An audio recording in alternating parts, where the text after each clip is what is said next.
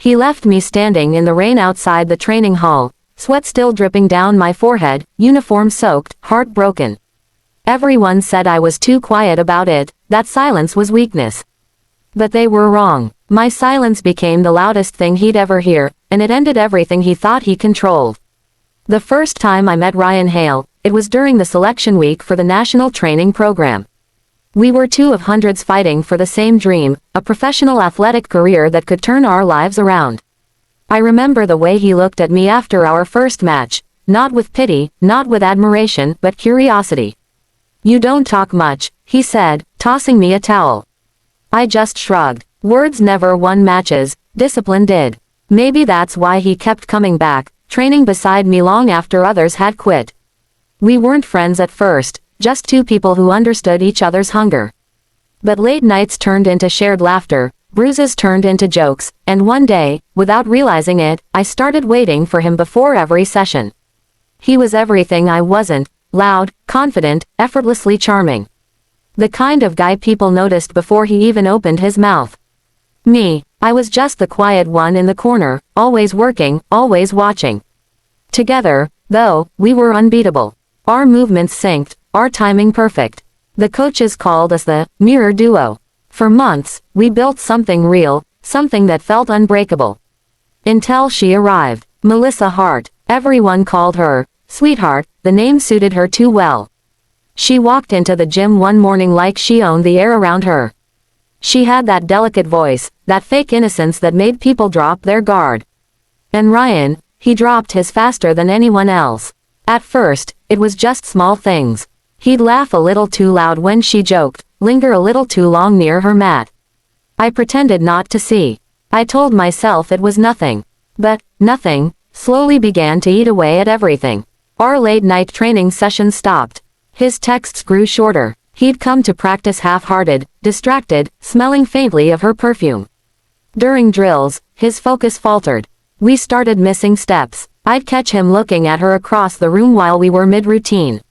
The connection we'd built, the trust that once made us unbeatable, began to crumble in silence. I remember one particular evening more vividly than the rest. The hall was nearly empty, and I was finishing my solo repetitions. Ryan was supposed to meet me, like always. I waited 30 minutes, then an hour. My water bottle was empty, my body sore, but I stayed, because I believed in us. When I finally walked outside, the streetlights flickered against the puddles. That's when I saw them, Ryan and Melissa, standing under the awning across the road, his hand brushing her shoulder, both of them laughing. My chest tightened, not from heartbreak exactly, but from the realization that I'd been replaced without a word. He saw me. Our eyes met. For a second, I thought he'd come over. But he just smiled faintly, turned away, and said something that made her giggle. That night, I didn't cry. I went home, stood under the shower until the water ran cold, and told myself something very simple: you don't need to fight for someone who chooses to forget you. The next morning, during practice, the coach barked, "Ryan, what's happening? Your coordination's slipping. She's carrying you again." Ryan just shrugged, muttering something about being tired. I kept my eyes on the floor. Everyone looked at me like I should have said something, defended myself, lashed out. But I didn't. I swallowed the anger, the embarrassment, and turned it into focus. My silence wasn't weakness, it was fuel. While he spent his evenings walking her home, I stayed behind after lights out. The janitor would sweep around me as I trained, the sound of the mop mixing with my breathing. My hands blistered, my muscles screamed, but I didn't stop. I studied tapes, perfected footwork, analyzed every mistake he'd made that once held me back. Without him, I realized how much I had been limiting myself. The loneliness was painful, yes, but in it, I found strength I didn't know existed. When the list for the upcoming training championship was posted, I searched for my name next to his. It wasn't there. Instead, beside Ryan Hale's, was hers, Melissa Hart. New partner pairing for better synergy, the announcement read. He hadn't even told me. I stood in front of that board for a full minute, my heart pounding so loudly I couldn't hear the noise around me. When I turned, Ryan was there. "It's just strategy," he said casually. "You and I had a good run, but Melissa and I click better. Don't take it personal. Don't take it personal." As if he hadn't built my trust for months, only to drop it like an old glove. I wanted to scream, to throw something, to demand an explanation, but instead, I smiled faintly, nodded once, and walked away. The others watched in awkward silence. Later, I heard them whispering, "She's too calm. Maybe she doesn't care that much." But I did. I cared more than I ever let them see. That night, when the gym emptied, I stayed. I turned on the small speaker in the corner and started running the full routine alone, every step, every strike, every turn. Without a partner, it looked impossible. But I made it work. My reflection in the mirror didn't look small anymore. It looked fierce, determined. The day of the championship arrived. The auditorium buzzed with energy, music, spotlights, cameras. Ryan and Melissa stood at the edge of the stage, radiant in matching uniforms. I watched them from the side, calm, collected, almost invisible. The coordinator suddenly called out, "We've had an injury in Team 7. We need a replacement. Anyone available?" Before I could even think, I stepped forward. "I'll do it." The coach hesitated. "You sure? You'll have to perform with Cole. You've never trained together." "I'm sure," I said simply. When my name flashed on the board, Ryan turned sharply. His face registered surprise, then unease. I walked past him without meeting his eyes. The moment the music started, everything else vanished. My body moved like it had been waiting for this moment forever. Cole and I flowed perfectly, as if our timing had been born in that instant. Every movement was sharp, precise, alive. The crowd gasped. The judges leaned forward, and when the final beat dropped, I landed in perfect formation, heart pounding like thunder. For a second, the world went still, then the applause hit like a wave. I looked up and saw Ryan in the wings, frozen. His expression said everything: disbelief, regret, maybe even fear. Melissa clapped stiffly beside him, her smile cracked. I didn't approach them, didn't gloat, didn't speak. I simply bowed to the judges and walked off stage. My silence followed me like armor, calm, controlled, unstoppable. That night, when the scores were announced, Cole and I had placed first. Ryan and Melissa, a distant third. The hall erupted with cheers, but I didn't celebrate loudly. I just stood there, feeling something deeper than victory, peace. Everyone said I was too quiet. They were right about one thing: I didn't shout. But they were wrong about what silence meant. It wasn't weakness. It was focus. It was strength. And from that night on, it became my weapon. He thought abandoning me would make me fade. Instead, it made me unstoppable. He thought silence meant defeat.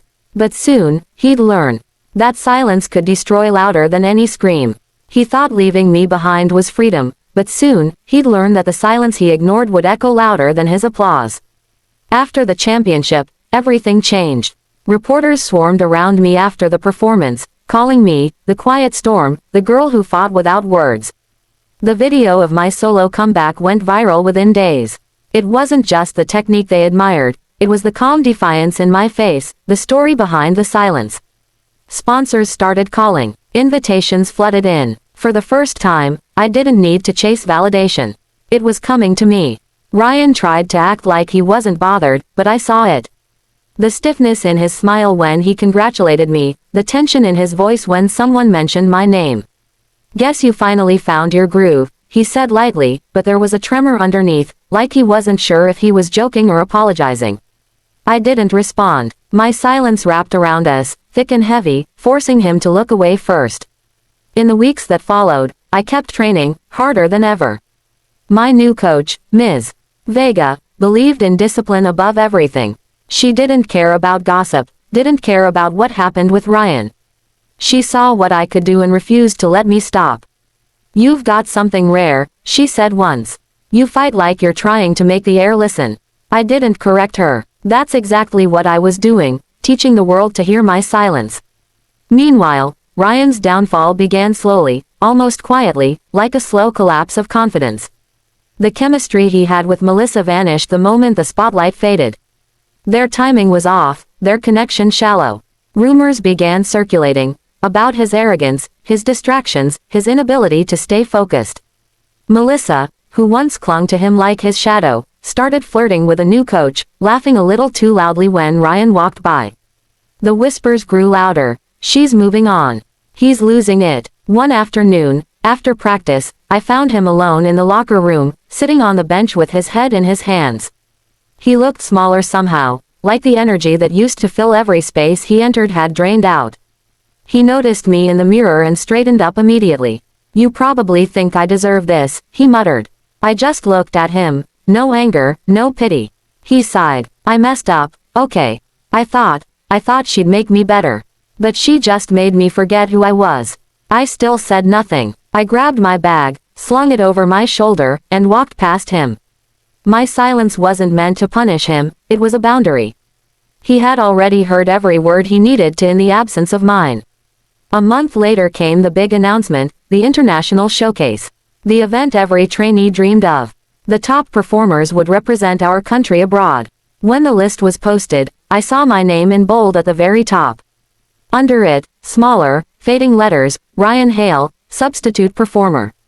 He'd barely made it. I remember that day clearly. The gym was buzzing with celebration, but he just stood there, hands in his pockets, staring at the list. I caught his reflection in the mirror, that same flicker of realization, like he finally saw what he had thrown away. He approached me cautiously. "You're leading the team now," he said softly. "You earned it." I didn't respond. He smiled sadly. "You really are stronger when you're quiet." Then he walked away. The weeks leading up to the showcase were grueling. Endless hours of choreography, strategy, and rehearsals under bright, unforgiving lights. My body ached, but my spirit felt unstoppable. For once, I wasn't training to prove someone wrong. I was training to honor the version of myself that refused to quit when everyone else did. The night before the final performance, I received a message. It was from Ryan. "I shouldn't have left. I see it now. I hope you destroy them tomorrow, the way you destroyed me." I read it once, twice, then deleted it. I didn't need his apology. Some things don't deserve words. When I stepped onto the international stage the next day, the lights were blinding, the crowd roaring. But in that chaos, I felt an incredible calm. The music started, and everything else disappeared. My movements weren't just choreography anymore, they were a story. Every punch, every spin, every step carried meaning. It wasn't revenge, it was release. Somewhere in the audience, I caught a glimpse of him, Ryan, sitting in the shadows, watching with the same eyes that once looked down on me. But now, there was no arrogance in them. Just quiet understanding. He knew this was what my silence had built. The final note hit, and I held my stance, breath steady, heart racing. The entire arena went silent for half a second, then erupted into applause so loud it shook the floor. I closed my eyes and smiled. For the first time, I didn't feel like I was fighting to be seen. I was simply free. After the performance, reporters flooded in, shoving microphones toward me. "What inspired your routine?" one asked breathlessly. "Who pushed you to this level?"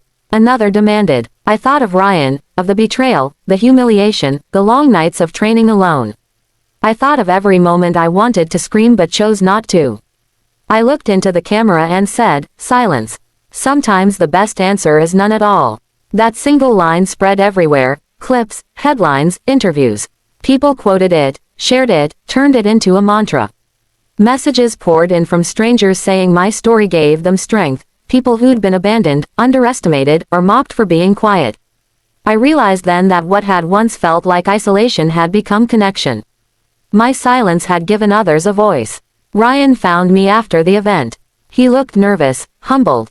"I saw your performance," he said quietly. "You were incredible." I just nodded. "You taught me something," he continued. "Silence isn't emptiness, it's power. I just wish I'd learned that before I lost you."